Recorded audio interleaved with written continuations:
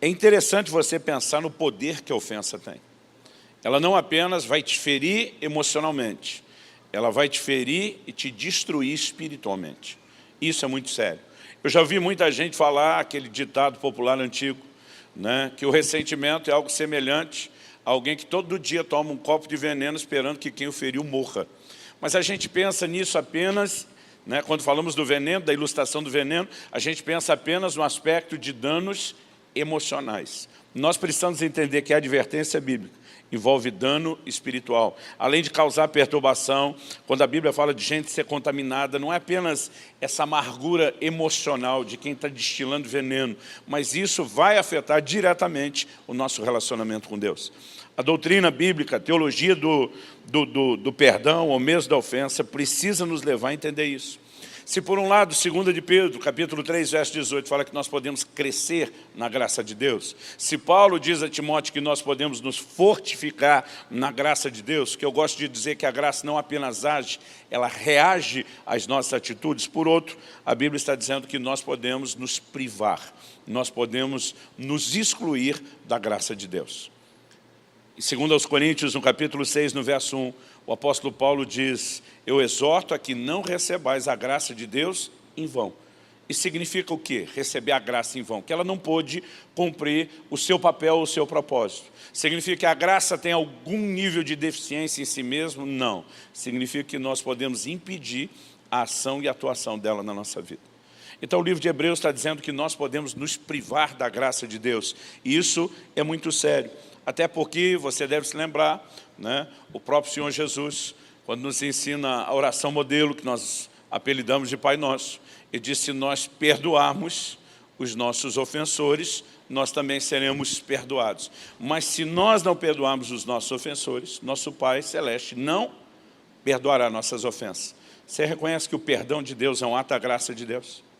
Agora, se eu não perdoar alguém, me leva a não ser perdoado por Deus, significa que a minha falta de perdão estanca o fluxo da graça de Deus na minha direção. Então isso precisa ser entendido como o maior, como o pior de todos os danos. Em Marcos 5, de 23 a 26, Jesus retrata a falta de perdão, chamando ela de uma prisão. Mas eu acredito que a gente não pode vê-la apenas como uma prisão emocional. Ela precisa ser entendida como uma prisão espiritual, né? Quando eu olho para esses dois níveis de declaração, a ordem de seguir a paz com todos, né?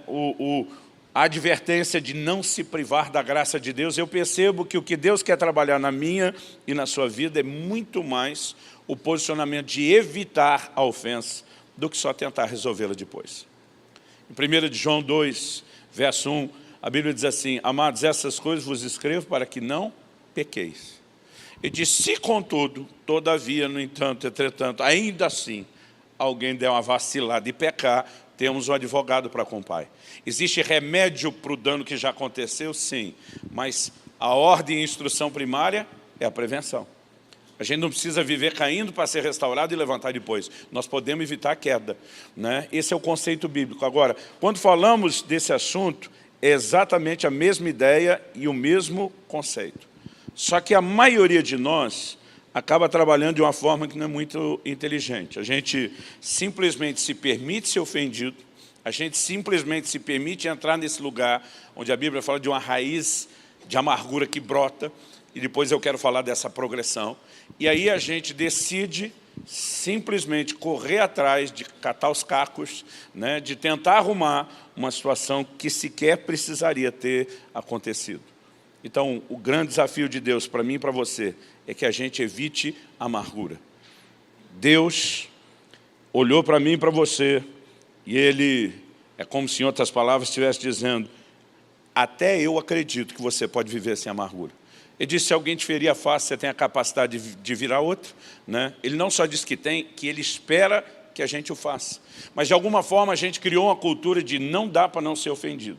Então depois que eu ficar ofendido, eu vou ver como é que eu faço e como que eu lido, né? E muitas vezes o dano de pessoas que ao longo do caminho, soldados feridos que deixaram de cumprir o seu propósito, né, se deve a sua cota, eles têm a sua cota de responsabilidade em terem se permitido ser ofendidos. É impressionante, conversando com pessoas, quanta gente desviada, quanta gente fora da igreja, quanta gente fora do ministério, porque um dia alguém o feriu.